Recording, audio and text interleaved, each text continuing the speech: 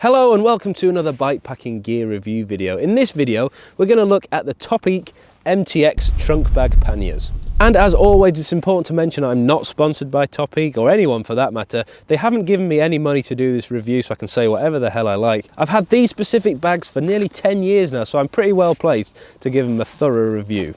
Now, bikepacking purists often ask me why I use pannier bags versus bikepacking bags, and the main reason really is because I go all around the world and film bikepacking adventure films. My camera equipment fits in here perfectly. The main camera, the microphones, spare lenses, ND filters and the drone all fit comfortably. If I was just using a rear bag, it just simply wouldn't fit. Let me very briefly tell you why I bought these all the way back in 2015. I used to be a teacher and I cycled to work, commuted to work, and I needed a pannier bag that could A, hold all of my stuff like my laptop and the school books that I was marking, but also a pannier bag that I could get off really easily. Before I got these Topeak bags, I actually used to use 2 panniers and sometimes a rucksack as well to commute to work.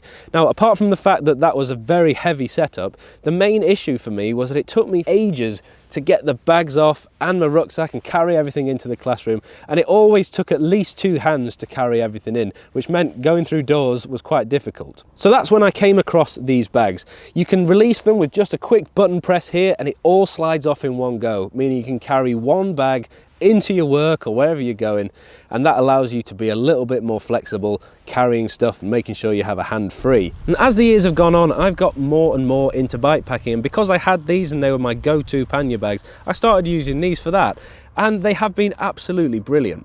So let's have a look at the panniers and how they're structured. They're effectively made of 4 different compartments. There's this top box here, which you can expand with an expandable zip here, allowing you to put loads of stuff in the top itself. And then there's the 2 panniers, which you can zip up or down, like I mentioned before. Now, they're really big. You can easily fit a laptop in there, so imagine that sort of depth. And they're also quite expandable on the side. So you can stuff them full of clothes, for example, and there's plenty of space in there for that. And the 4th storage compartment is this back bit here. You can store rain jackets or things like that in here. Also, you can fit a water bottle or just some emergency things that you need access to. You can tighten it up with this drawstring here. It also has a little light clip on the back of it, so if you want to put a rear light on there for safety, you can. I've had this particular bag for nearly 10 years now, so it's starting to show its age a little bit. One thing I wanted to show you that I think is a really cool feature is on top of the box itself, you've got some elastic here with a sort of drawstring, and then you've got some mesh. So if you're wanting to put a waterproof or something that's really easily accessible, you can stuff it in here, tighten the drawstring, and then you've got it and it won't fly off. I actually use this for my tripod, and I've never once lost my tripod. I've always stuffed it in here and tightened it, and it's never ever come loose. It's always been secured tightly, so it's a really good design. Now, the elastic is slightly going on this, but given that I've had it for 10 years, I think I've done quite well. So let's start with the pros. Why do I like these bags and why have I been using them for so long? Number one, they are very versatile. They do hold a lot of stuff. You can have them down like this and there's loads of storage in there, plenty of space for a laptop and books, as I know from back in my teacher days. But you can also fold up the panniers and zip them tight and basically just have a box on your pannier rack, which looks really smart. It's also quite compact. This bag in particular is ideal for my camera equipment when I go bikepacking because it's quite deep, and it's also a box shape rather than a bag shape, meaning I can put rectangular things like the drone, which is in here, the big camera in the top pocket, and spare clothes and other equipment and stuff in the other pannier.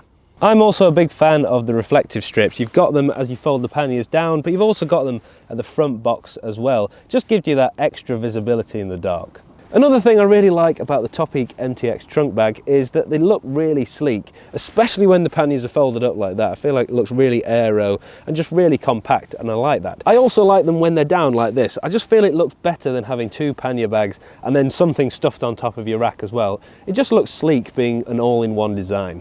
Let me tell you a little bit about the cons. There aren't many, but there is one that does kind of bug me a little bit, and it is the fact that these are not naturally waterproof.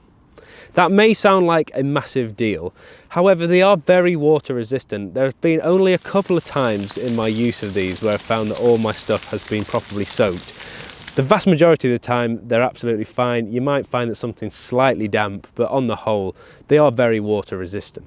Now you can buy a waterproof cover for these pannier bags, which is what I've got here. I've actually never really used this. I have had it for nearly 10 years, but it's just never been that bad that I felt I needed to take it with me. The alternate option, of course, is getting dry bags, putting your stuff in dry bags and then putting them in the panniers before you set off that way. So like I mentioned, it is quite annoying, but I've never got to the point where it's completely ruined my bike packing trips. You have to be out in the terrible rain for a very long time for the stuff inside to get soaked. So it isn't a massive con. Another negative for me is that it isn't cheap. Now, you can't get many decent cheap pannier bags anyway, but to make this pannier bag setup work really well, you need the Topeak MTX Rack as well as the bags. That allows you to do the quick release like this. If you don't have this, you can actually get a slight adapter which you can screw onto normal pannier racks to allow this quick track to work. So in total, you're going to need to buy the rack and the bags and potentially the waterproof cover as well if you're wanting to get the best of both worlds. And lastly, a con that is a little bit minor, but it's worth mentioning, you've got to keep the rack and the bags clean. Now this bike has just come back from a very muddy bikepacking trip up in the Highlands of Scotland.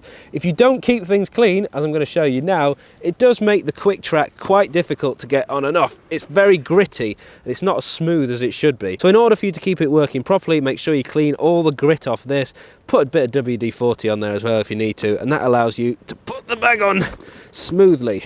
Not like that. So if you're in the market looking for a new bike packing, cycle touring, commuting setup that you can easily take on and off, that looks pretty good and can store all of your stuff as well, I would definitely think about the Topeak MTX trunk bag.